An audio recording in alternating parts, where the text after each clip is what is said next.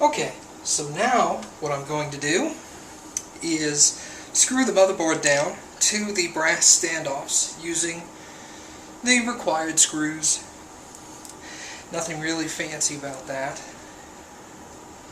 You do want to screw in all 9, and again, just like screwing in the heatsink on top of your processor, you want to screw it down so that it is snug, but you don't want to screw it down so far that it's damaging the motherboard by crushing it. So just take your time with this, get them all lined up correctly, screw them down in there. You kind of want to skip around on the board, screw them in random orders, kind of like in diagonal order or in like a star order set, just because it helps prevent, like if you put all the screws in on this side of the motherboard and start working your this way, you're more likely to misalign some of the screw holes on the far end of the motherboard, whereas if you go into a star or more randomized pattern, you will prevent yourself from doing that. It can get very annoying to sit here and try to screw one of these screws in and have to fight to get it to align correctly.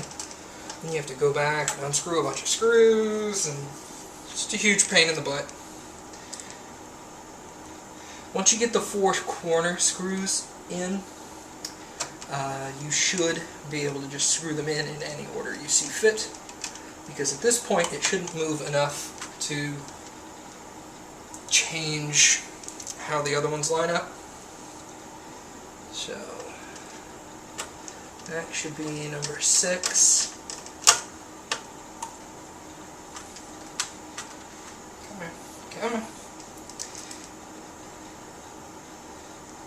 There's one back here.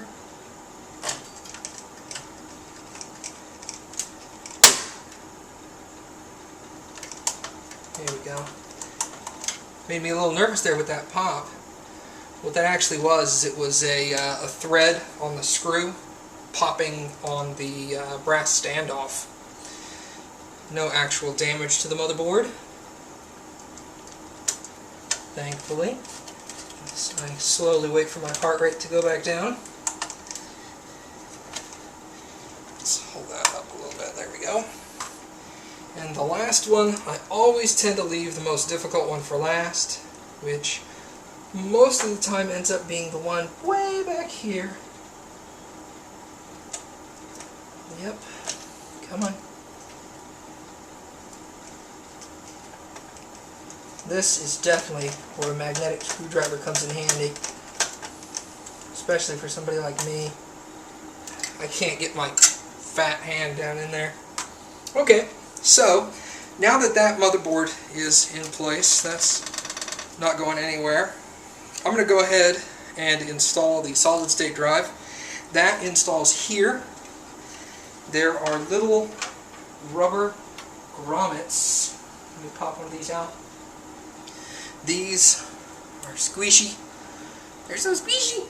And pop them into these little holes here, and you screw the drive down to the grommets through the underside. So you would mount the drive with the SATA connector, of course, facing inward, so the cables go that way. You would mount it in here like that and screw up through here into the bottom of the drive.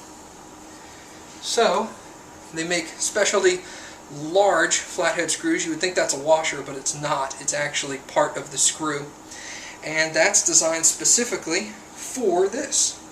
So let's get one of these screws started real quick.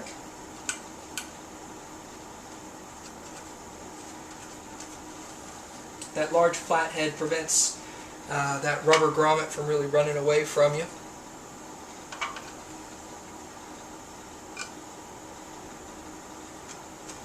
Once again, just like pretty much everything in here, as long as you get 2 of the corner screws in, the rest should just follow suit, and you really shouldn't have to align them. They should just line right up. So, hand tighten that for now.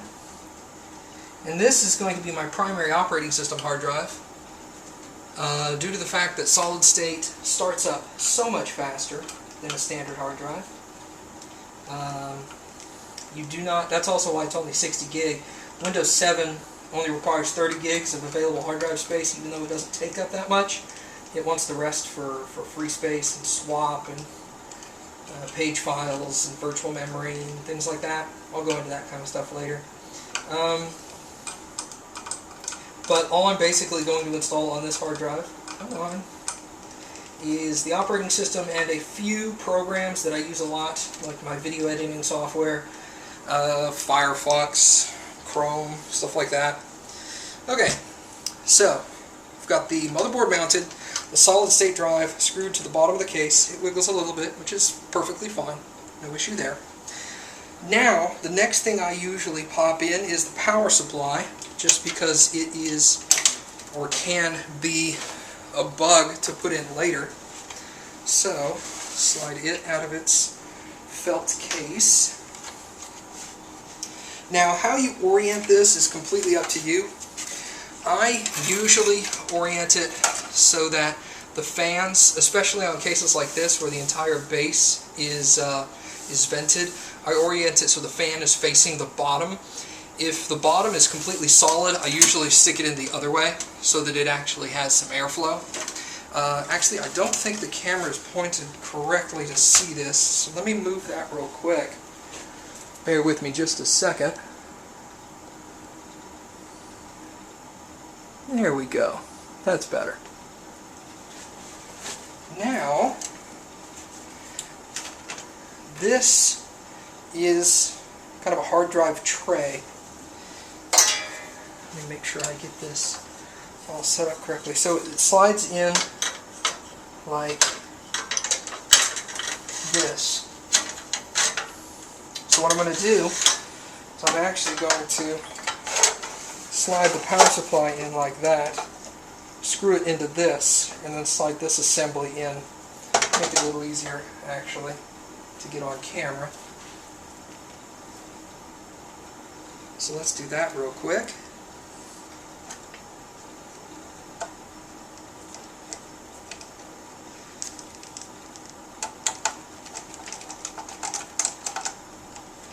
Alright. And again, with the opposite corner screw.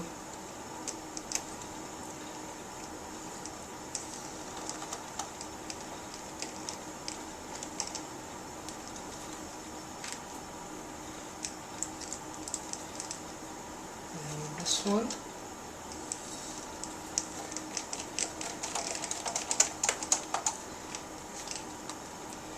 And finally,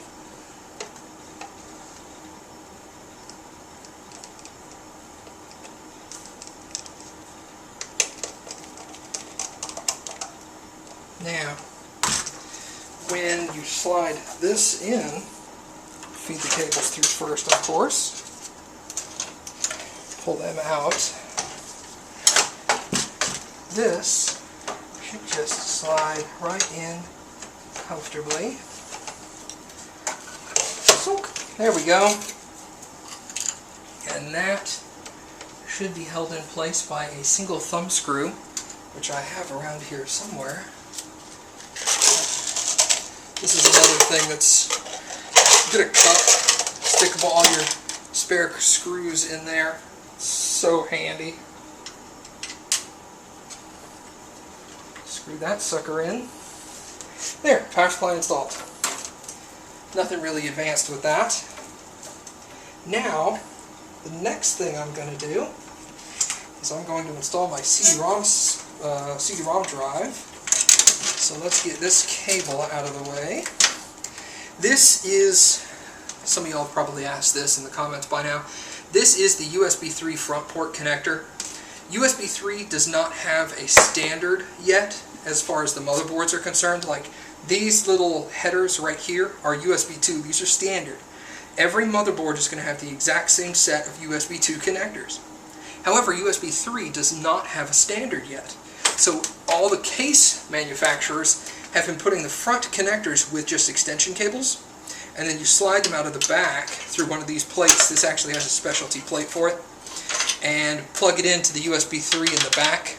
That way all it really does is extend it up to the front for you. That's really all it's doing.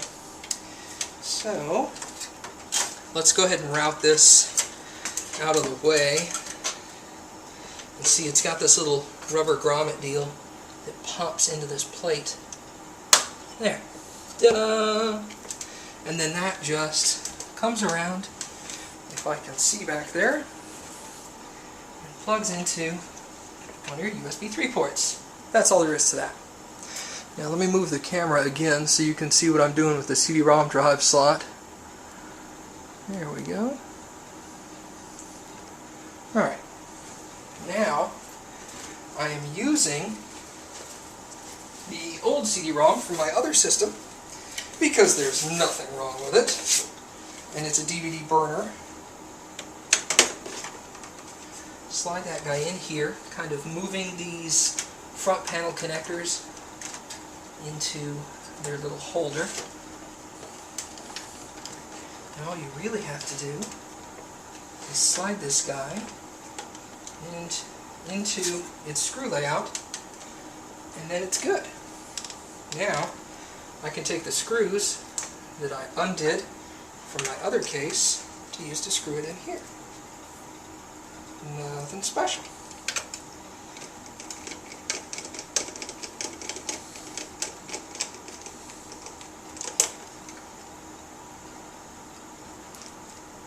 The only upgrade to a CD-ROM drive I could have gotten would have been either a Blu-ray player or a Blu-ray burner. However, I didn't really deem that necessary because I've got a PS3 and I just watch my movies there. Now, just throw this all in here so I can stand it up and get it the other side. Doo-doo. I keep forgetting this thing has handles, making it so much easier to maneuver. Now, we'll take off this door.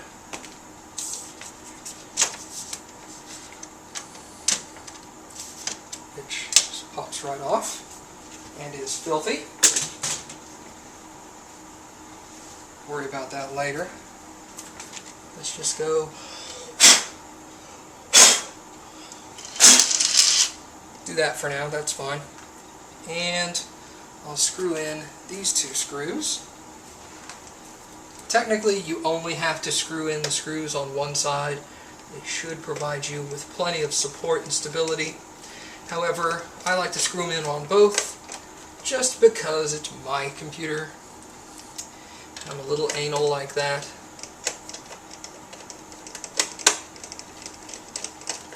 So there we go. CD-ROM drive is now installed. So,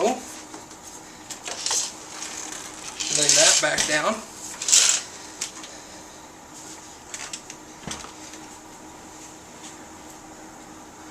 Now,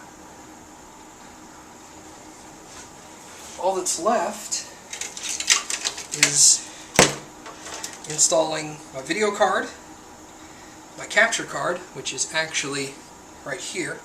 That is my Hauppauge Colossus, which I use to capture all of my PS3 footage. I love it. It's awesome. Buy one.